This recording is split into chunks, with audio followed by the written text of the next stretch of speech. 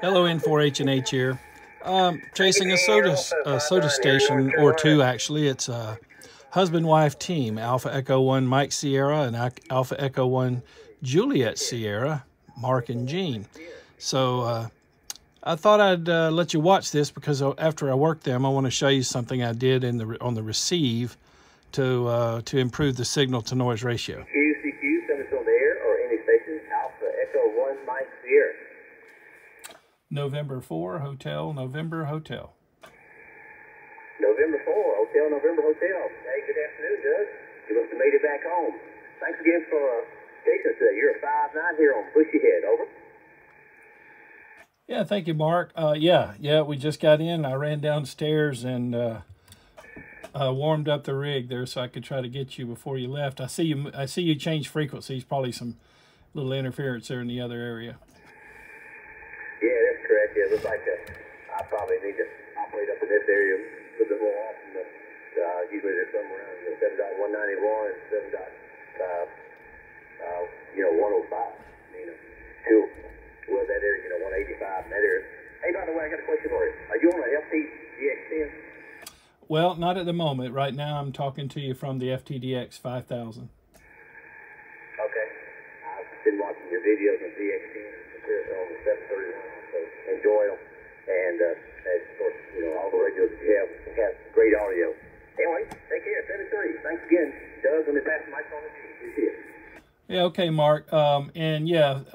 Just FYI, I guess, I love the FTdx10, and the audio is exactly the same as what you're hearing here. As a matter of fact, I use the exact same EQ parameters, but unlike an ICOM, you do have to go in and set up the EQ parameters for the Yaesu, but then in the end you get good audio.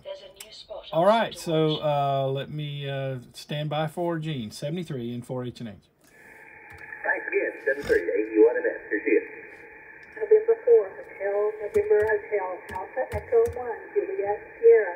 You're 5'9" on 54 Golf, Hotel code 067. Yeah, hello, Gene. Great to hear your melodious voice there. You guys, I didn't give y'all a signal report. I don't think I gave it to Mark. Anyway, you're 5'7", 57. So thanks a lot, and we'll hope to catch you again soon. 73 from N4H&H. Okay, Doug, thank you so much. And you have a blessed day. Okay, so that was Gene. CQ, send us on the air or anything. Mark and Gene. Husband-wife SOTA team. And they're from North Georgia, but they activate all over. All right, just logging them there in Ham Radio Deluxe. So what I want you to see in this video is what I did to hear them better. Now, I gave them a 5.7 signal report, but let me zoom in on the radio.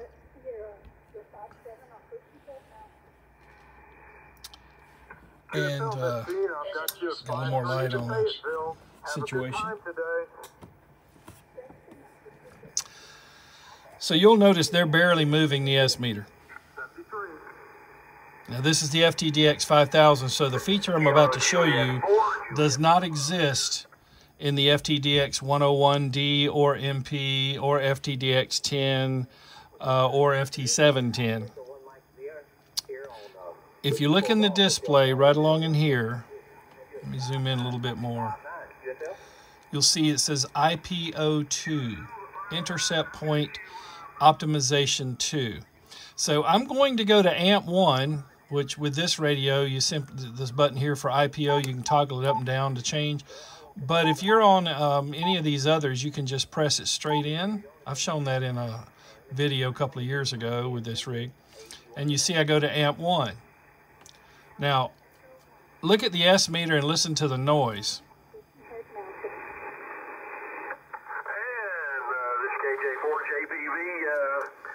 Thank you for the 5'9".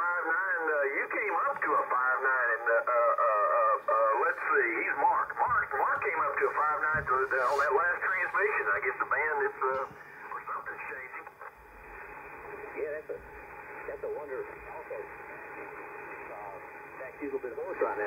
Okay, so you see, well, now he's, I checked their signal reading earlier and they were 5.6, 5.7, so I gave them a 5.7. Now they're a little better than that.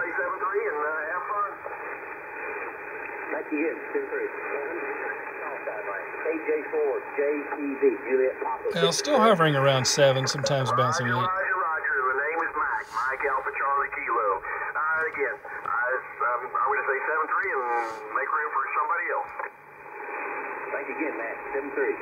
7-3. Now, I'm going to turn off digital noise reduction, which is currently set at 2. I just turned it off. See, there's the 40-meter noise floor. Now, that's why I tell you all the time, on 40 meters and below, you know, 7 megahertz and down, 7.3 to be exact, you really don't need amp 1 or amp 2, because the receivers are already so sensitive these days that those amplifiers are not needed. You know, they're like preamplifiers, some manufacturers will call it. Because if you see a noise floor, if your S meter is coming up like that, then you don't need an amplifier. Your receiver is already sensitive enough. So I'm going to go to IPO1. Now that knocks the noise floor down to S1, fluctuating to S2.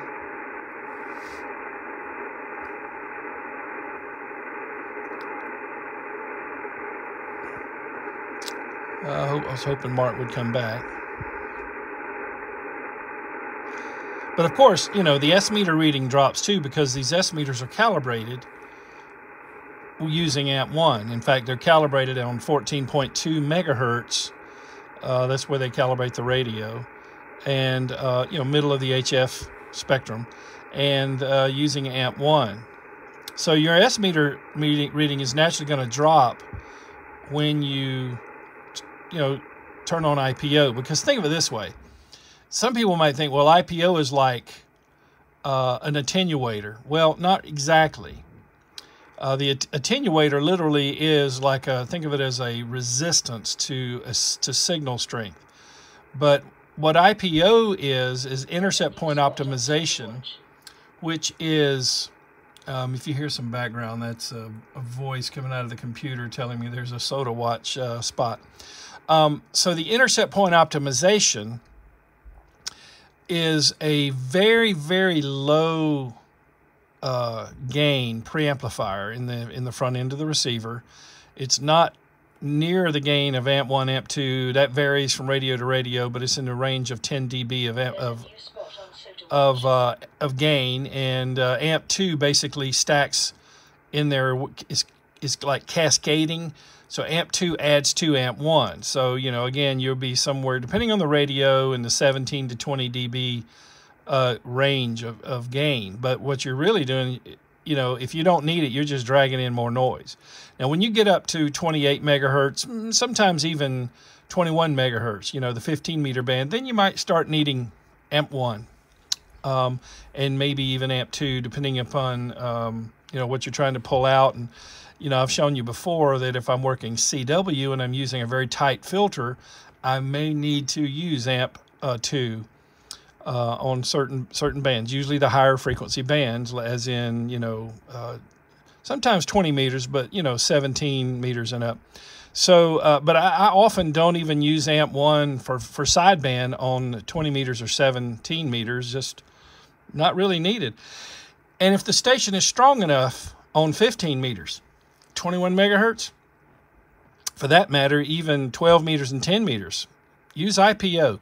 Here's the point. Use IPO as often as you can, because while it's not exactly acting as an attenuator, no, it's not. It's just a boost that is optimized for signal-to-noise ratio. It's just enough gain to, you know, overcome any insertion loss that's going to happen through the roofing filter, but not enough gain that it drags in more noise, okay? So that's what IPO will do for you. But it also improves something called the cross-modulation characteristic of the receiver. And that has to do with the receiver's ability to reject interference from up and down the band. So I've said this in another video before. Always use intercept point optimization before you even think about turning on an attenuator, because the attenuator does not improve the cross modulation characteristic of the receiver like the IPO can. But now on 40, that said, on 40 meters, I do tend to use intercept point optimization along with a 6 dB of attenuation. Now in this case today, I do have attenuation turned off. And when I worked Mark and Gene, I was using something called Intercept Point Optimization 2, IPO2. That is something unique to this radio versus the newer Yaesus. And what that is a literal bypass of any amplification. So it's taking the raw signal as it comes in. It's gone through a bandpass filter, and in this radio, it could go through a pre-selector. I didn't have the pre-selector engaged. That's called VRF, or if you paid the extra for the external devices, they're called mu tuners, mu tuning pre-selector or mu tuner. It's the equivalent of VC tune in the FTdx5000MP and MP. So I did not use the pre-selector. It is a variable pre-selector like in the FTdx101D and MP. But it also has a use. I won't cover that in this video. There are several videos on the channel about the mu tuning pre-selector. So if you have an FTdx101D or MP and you want to learn more about that, look for the FTdx5000MP playlist and focus on videos that mention the mu tuning pre-selector. All right, but let me let you listen to the noise floor. Mark and Gene are gone now, but you heard them earlier. And this is the setup I was using. Except I had digital noise reduction on, and let me turn it back on. Amazing, isn't it? And it's set on 2. The FTdx5000MP is the very first radio I ever encountered that had digital noise reduction that actually works without making everybody sound like you're listening underwater. Now the FTdx10 was the second radio I heard that has that ability. But the key to digital noise reduction is getting the noise down in the front end already. Those of you who have been watching the channel for a while have heard me say that. That way the digital noise reduction can do a much better job with a lower setting, as you hear here. So, I mean, I could go over here. I'll pan over and let you see where it is for those of you who may not be familiar with this radio. Right there, that knob that's centering up, and this LED, that turns on and off digital noise reduction. And then you rotate this knob to adjust it. So let me pan up a little bit and you can see the display. So there it is, set on 2. And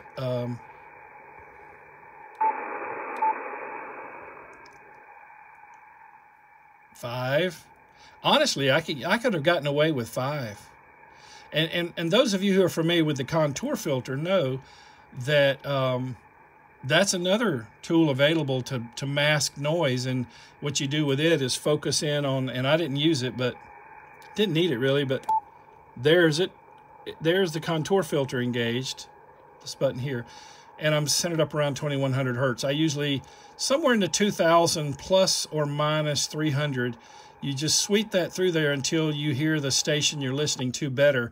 What it's effectively doing is it's, think of it as an equalizer that is cutting a certain spectrum. That's what that means, right? That little dip right there. And what you do is you sneak that above and below the person you're listening to, because the intelligibility of their voice is going to be in this range of frequency here, and you just sweep that up and down until you knock the noise down near where their voice would be the most intelligible, and that way it helps you. It may be the difference in pulling out your signal report or not. You know, working some rare DX station and maybe their signal's not that strong.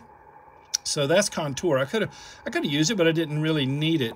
It's a great tool though, and if you have an ICOM 7300, you won't have that feature, but you can sort of simulate it by setting your manual notch filter to wide mode and then sweeping it up and down the, it doesn't give you a readout of hertz like this, but just sweep it up and down the spectrum when you're trying to pull out a weak station, and somewhere along in there it's going to knock down noise. I know it's a notch filter, but it's going to be knocking, what a notch filter is doing is knocking down a certain frequency spectrum, a portion of spectrum. So if you set your IC7300 notch filter to the manual notch filter now, not auto notch, to wide mode, and then sweep it up until you can pull out the word that you're missing, or the signal report, or letter in their call sign.